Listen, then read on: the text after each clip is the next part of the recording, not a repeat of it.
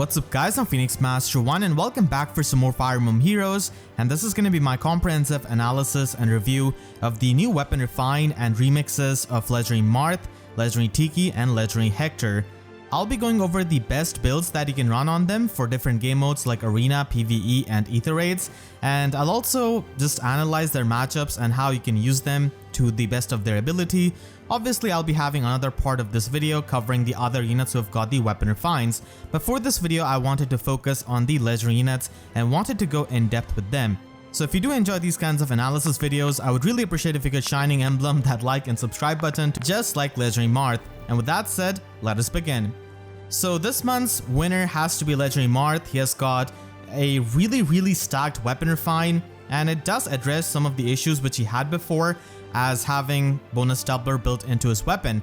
And now with this weapon refine and his remix, he's basically a top tier sword infantry unit.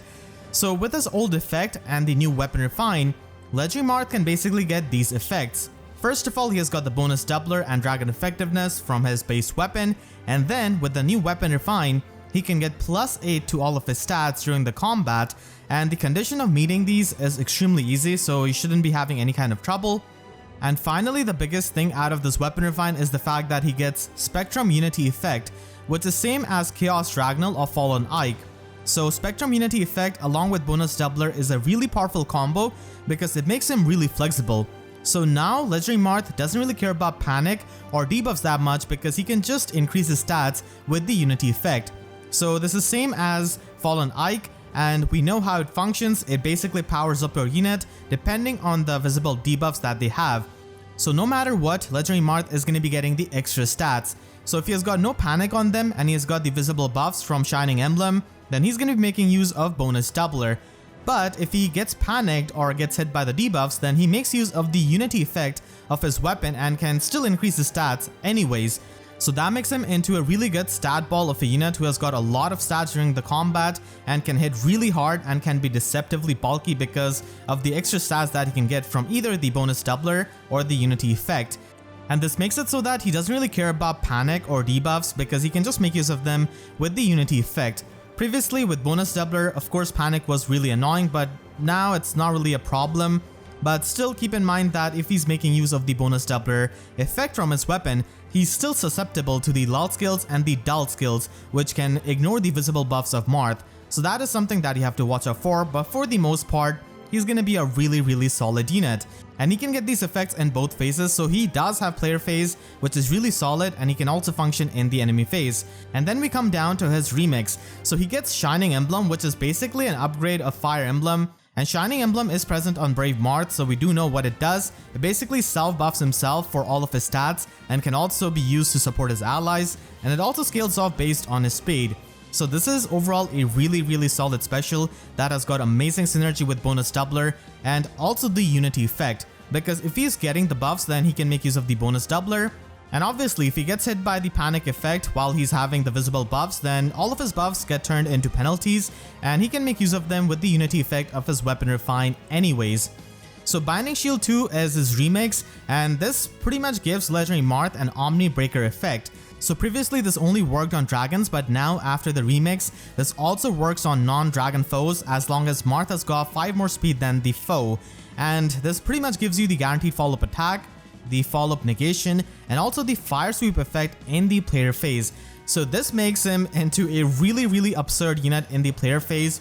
He can bypass the follow-up negation skills because he gets a guaranteed follow-up attack, and he can just stop the enemy's follow-up attacks with the follow-up negation. And in the player phase, he's going to be having the fire sweep effect, so the enemy cannot even counter-attack back to him, and that is just extremely strong.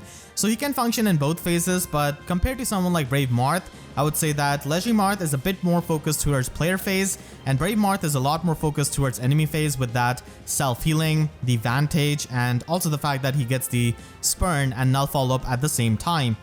Legendary Marth can certainly function in the enemy phase, don't get me wrong, but he really shines in the player phase because of Binding Shield being such an unfair skill because the enemies cannot even counter-attack and he can safely just attack them for ridiculous amounts of damage.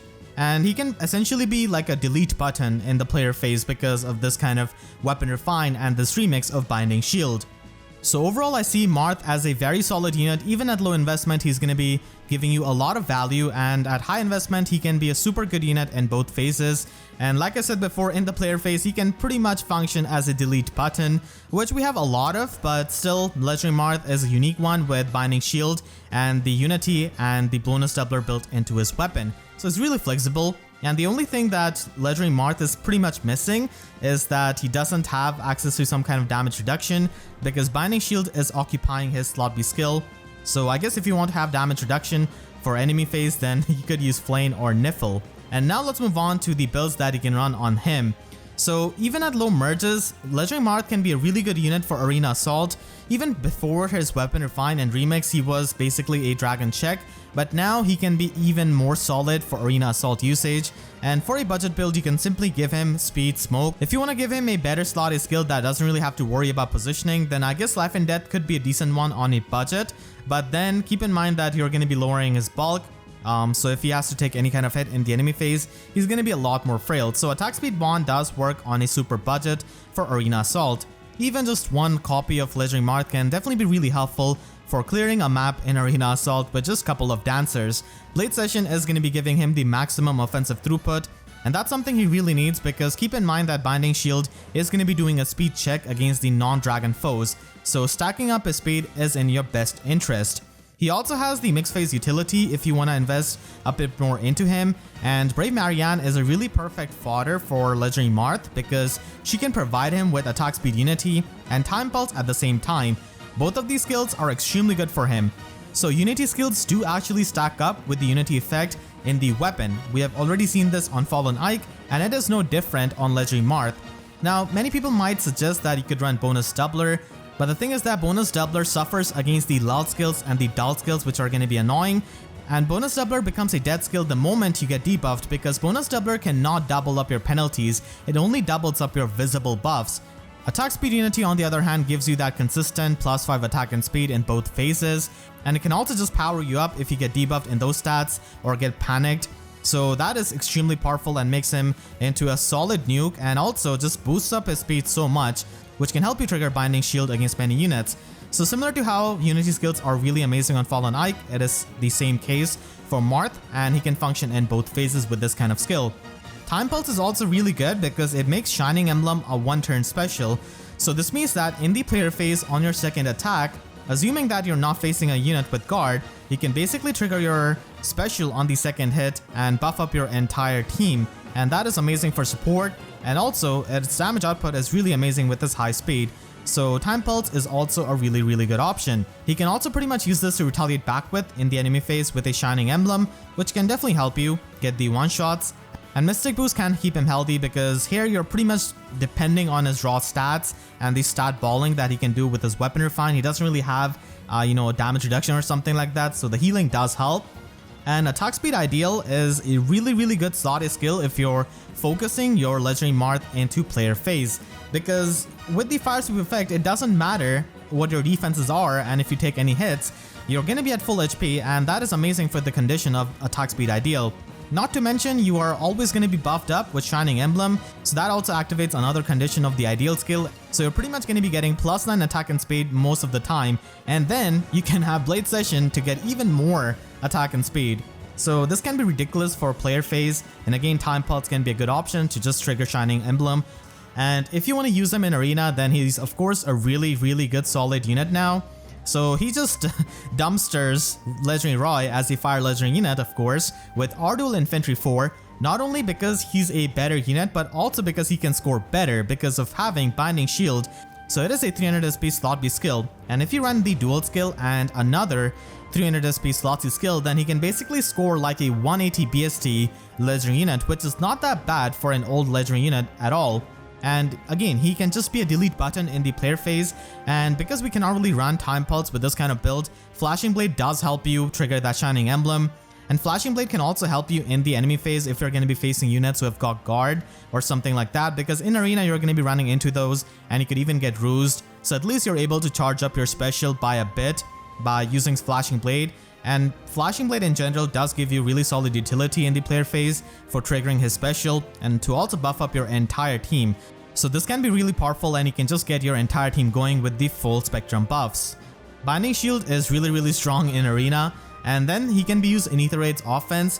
I feel like at lower investment, he's not going to be functioning that well as a solo tank, so you pretty much need to specialize him a bit more.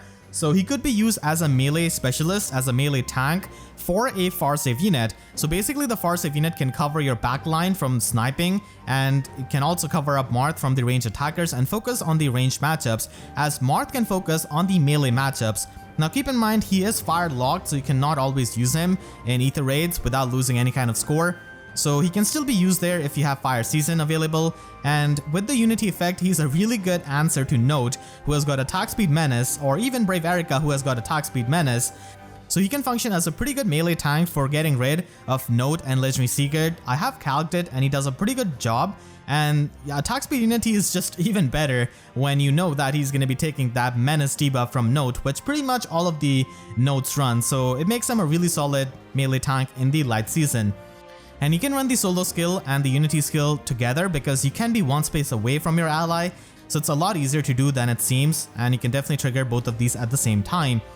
At higher investments and at max investments, he can certainly be used as a solo tank, and having this kind of Unity effect in Aether Raids is extremely strong because you don't care about panic or debuffs, and that's why he functions, pretty well in the light season, where he can get extra resistance from Dagger and Air for a distant counter build, and he can also use the damage reduction support from maybe Niffle or Flame, because that's pretty much the only thing he's lacking. He does have everything else that he needs to tank, and the raw stats are clearly there, so a support like Niffle or Flame is going to be helping him in solo tanking. And finally, in Aether Raid's defense, if you want to use him, then you could use him with this kind of build, but I personally feel like Brave Alm is a lot better than Legendary Marth at this role, because I've been using Brave Alm a lot with my Aether Raid's defense team, and the extra 1 movement that Brave Alm gets and the true damage that he gets is a lot better for chunking the near save tanks compared to Marth. Don't get me wrong, Marth can definitely have a lot of stats, but it is no true damage like Brave Alm, so he's kinda outclassed in Aether Raid's defense in my opinion. But I would personally just use Brave Alm, but I guess if you really want to use him, then this is the build that you can run.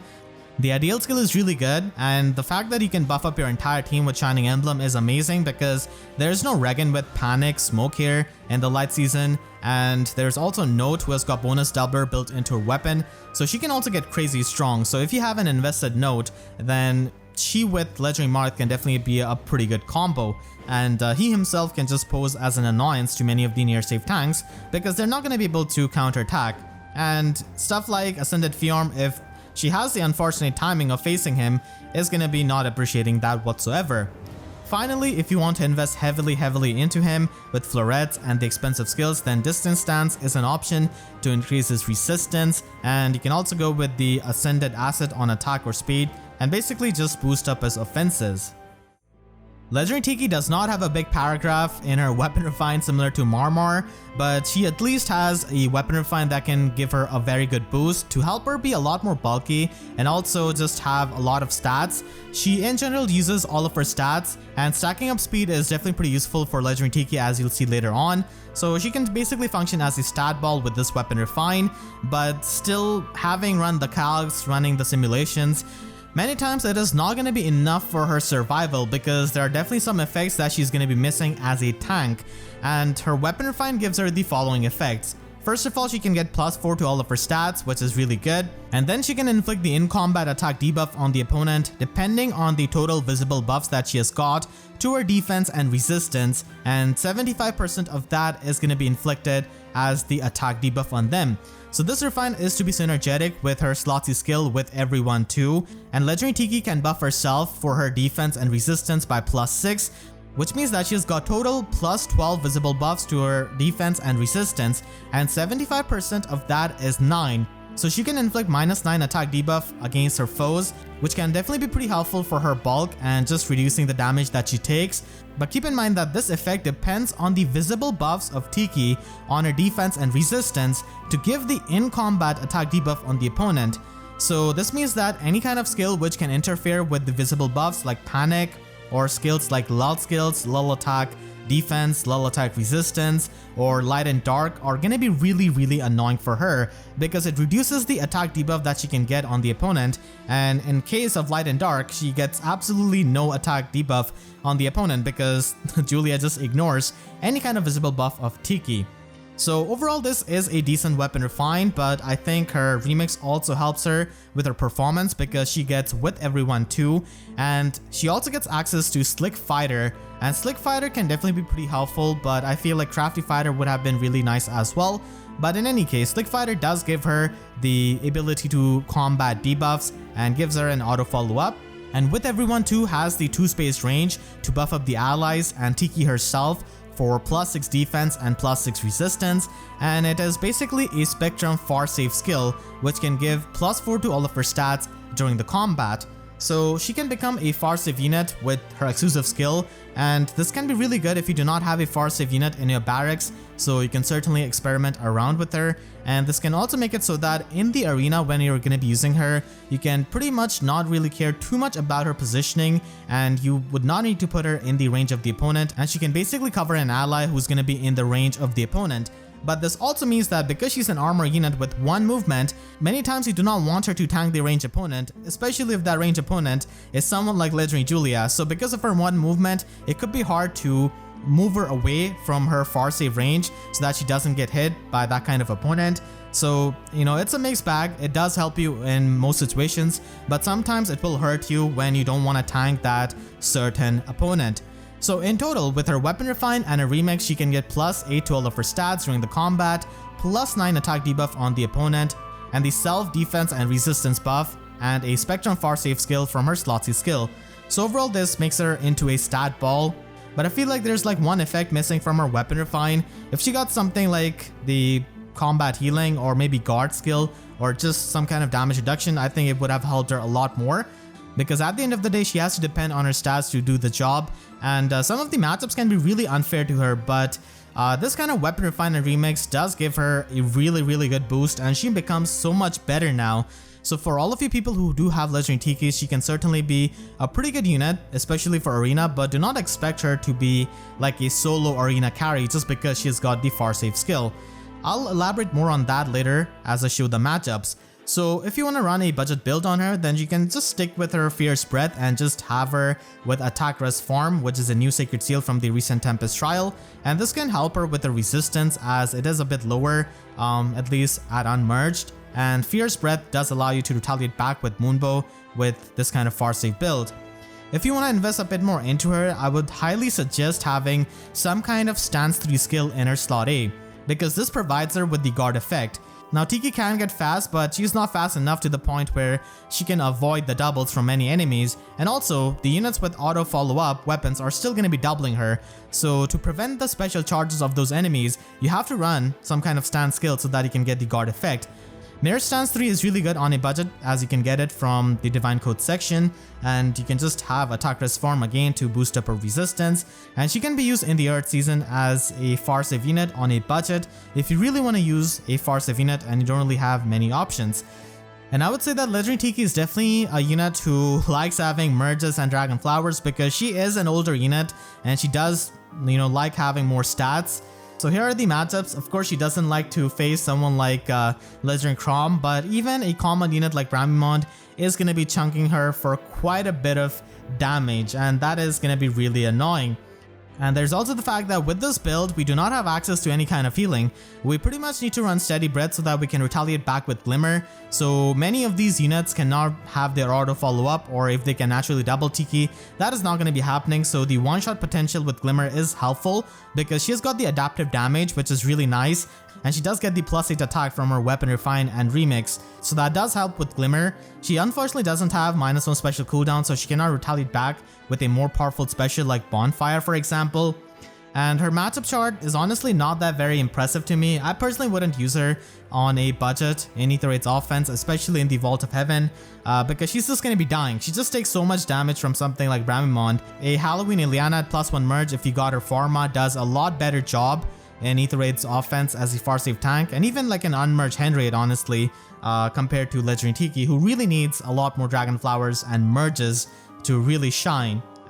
So unfortunately not the best unit for a far safe tank on budget, but still an option if you want to do that. And let's move on to the other builds. And if you wanna use her at max investment or high investment, you can certainly invest into her speed and have special fighter. So this allows you to have the guard effect and also a way of dealing with the debuffs with attack speed bond 4 or attack speed unity. And this allows up to open up your Sacred Seal to run Mystic Boost, which is definitely going to be helping her a lot because at least she's going to be healing up some HP, and that is going to be better for the longevity. So this is a build that you can use by stacking up speed on her at max investment or high investment. And then we move on to the arena builds, mainly where I think that Legendary Tiki shines, because as a far save unit, there are a lot more units in Aether Raid's offense who can do the job much better than Tiki. But in arena, she does have that value as an Earth legendary unit, and she does score 180 BST, so that is still pretty decent for an old unit that you can technically spark in the remix banners. So if you want to run a build with plus attack IV, then you can go with Distant Defense 4 and Crafty Fighter. She really needs that guard effect so that she doesn't get blown up by the Ruptured Skies that are going to be so common in arena, and something like Ninja Lin is going to be a really common unit that she will have to face as a far save tank.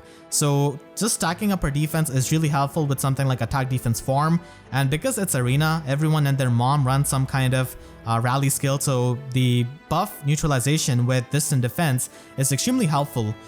And finally, you have the perfect build in my opinion that you should be running in arena if you're serious about Legendary Tiki and if you really like using her as your Earth legendary unit.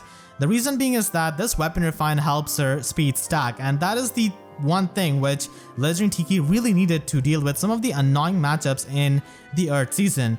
And you'll see why this is the best build after you see the calculations and the simulations and what Tiki can do. So with Kestrel Stance 3 in the slot A, you get the guard effect, which is super necessary, but you can still run some other skills like attack speed bond 4 or maybe attack speed ideal, but the guard effect is just second to none because you're still going to be facing Ninja Lins with Ruptured Skies, so the guard effect is so invaluable.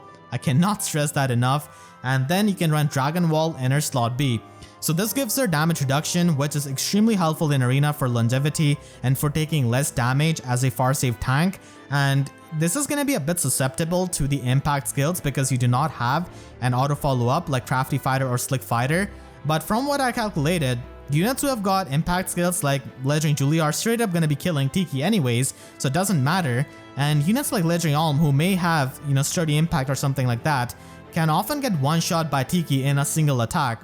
So impacts are going to be annoying, but for the most part Dragon Wall helps you a lot more, and you can run speed resistance form so that she can buff up her speed and also just increase her resistance for Dragon Wall. So this is the Speedy Tiki versus Legendary Claude. Legendary Claude is a very strong Earth unit. He's basically the king of Earth season, and he's extremely annoying to bait out because he has got Fallen Star, the damage reduction, and he has got insane speed, so it's really hard to double. And he also has null follow-up built into his Fail Not. So he's a nightmare for any kind of unit to enemy phase, but not for this kind of Speedy Tiki that can reach 74 speed in arena.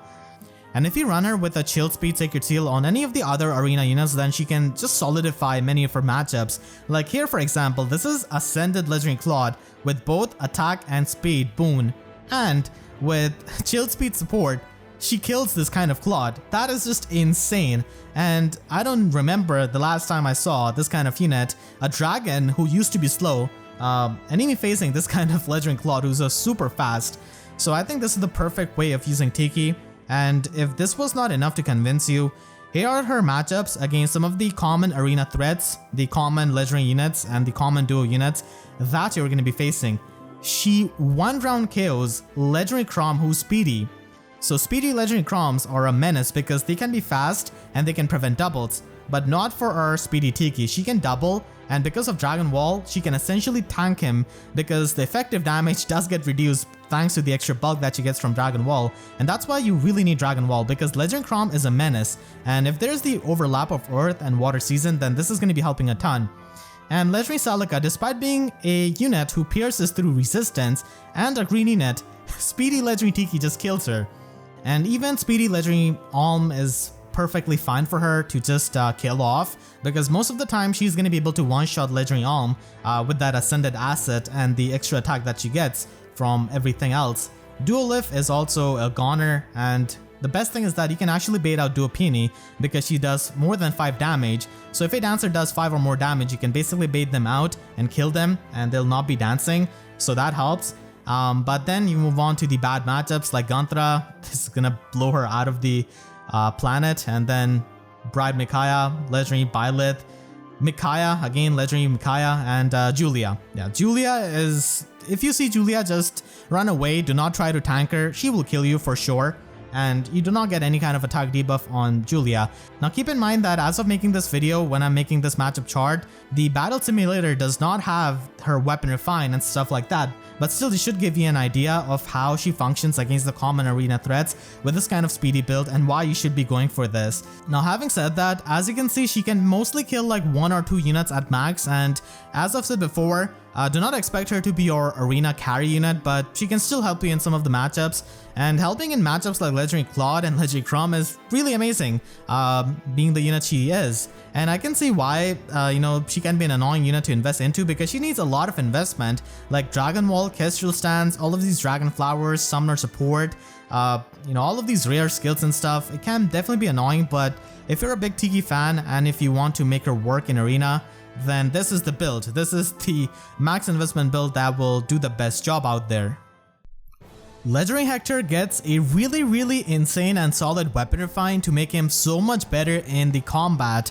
So not only he provides you with the support of Ostia Pulse, but now he himself in the combat is a very solid unit. So basically this weapon refine gives him -10 attack and defense debuff on the opponent during the combat, and those conditions are super easy to meet because you just need to be within 3 spaces of an ally, and then this is always going to be active in the enemy phase where he's mainly going to be functioning. So you get this super amazing in combat debuff on the opponent, which improves his bulk and also his damage output, and then he gets the follow-up negation, which Thunder Armads already had before, and the final effect of his weapon refine gives him 40% damage reduction on foe's first attack.